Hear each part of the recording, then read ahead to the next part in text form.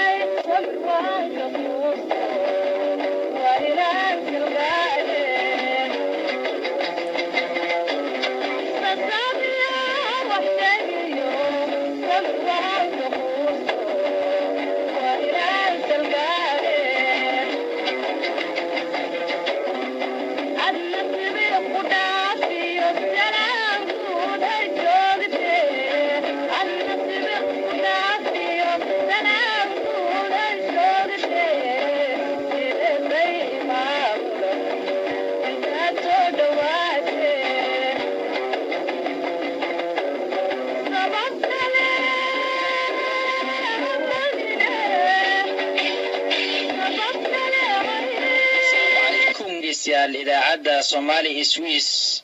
لورا ودي كجت ماذا مالين كسوق ميسا مقالة تنصوريخ وحقت كاسيتوس وجرتو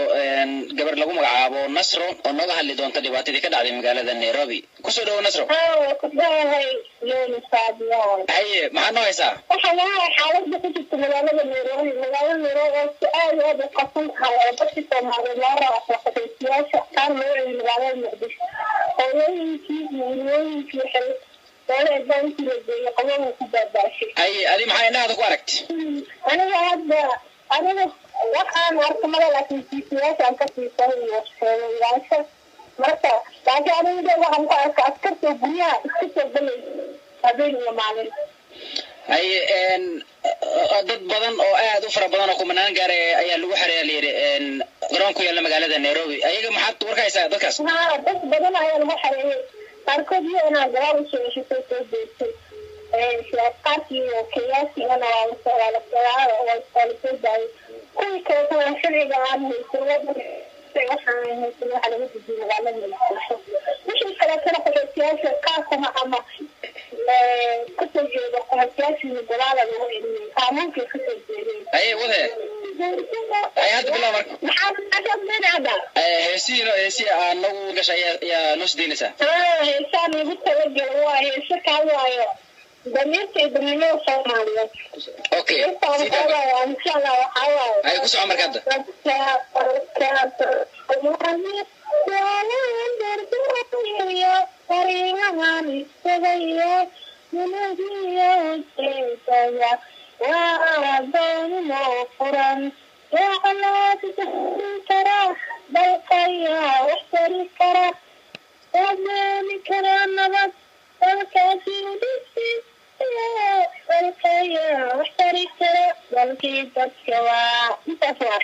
aad baa u mahadsantahay hees kale oo aad ma haysaa noo sheegtay adeew ay ku dhufo heesi kale saa may had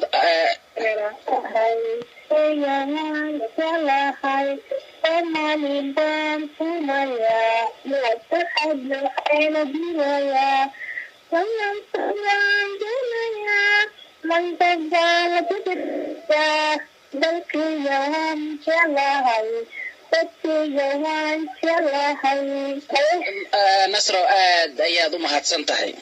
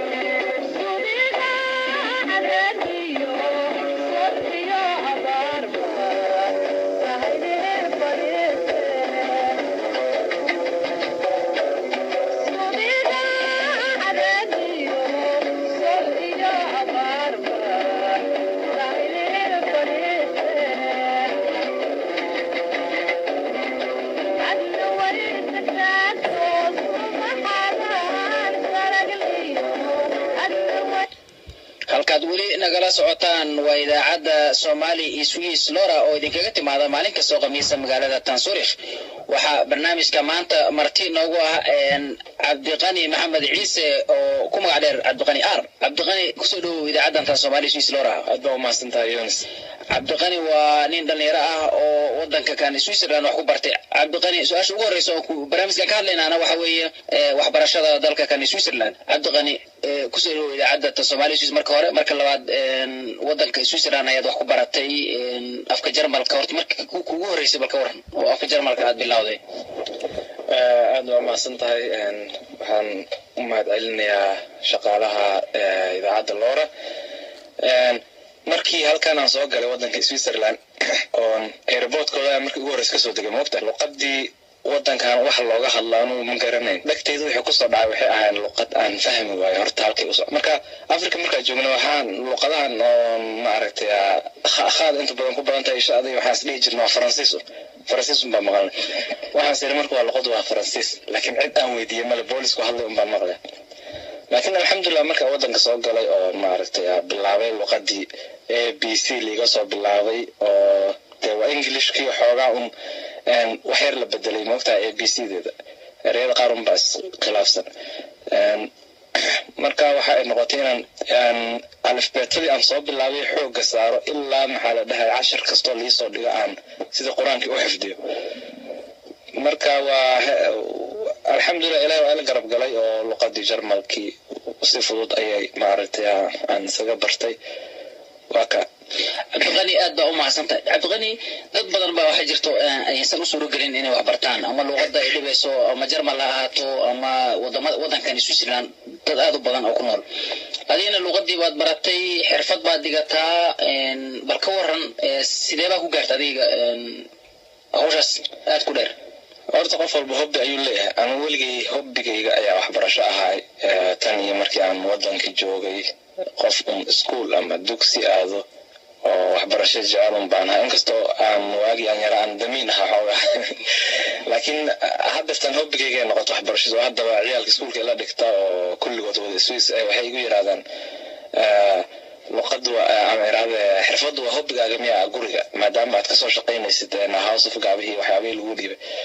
marka qof walba adduunka meel kastuu joogo luqad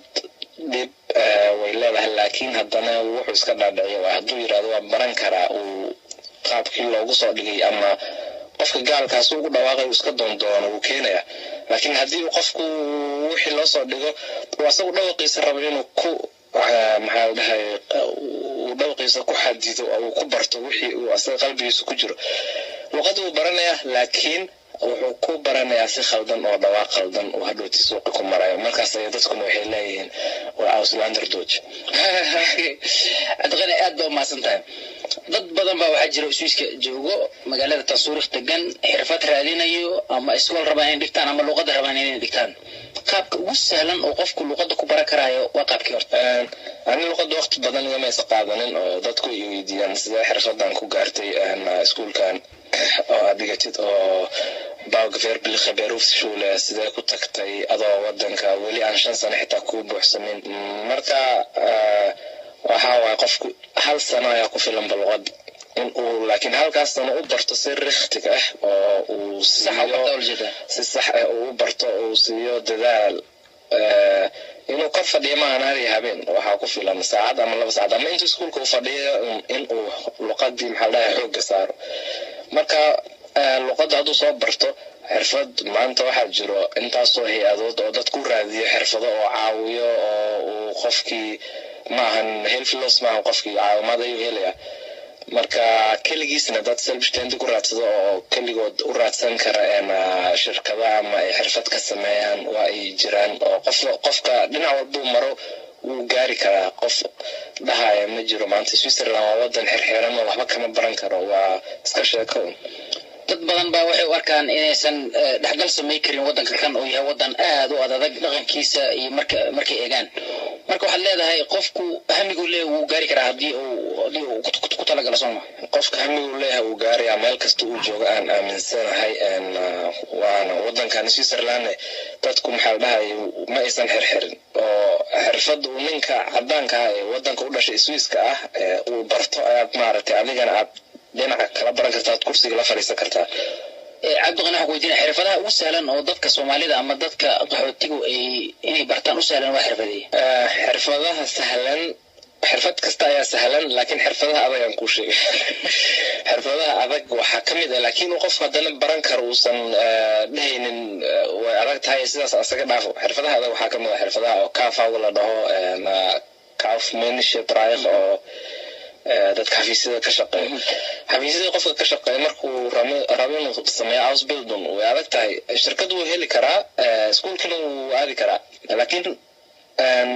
waad ogtahay ausbildung markii la sameynayo waxay u baahan tahay 4 maalin ama 3 maalin oo practice ah iyo hal ama laba maalin oo iskuul leh. Okay, xilligii practice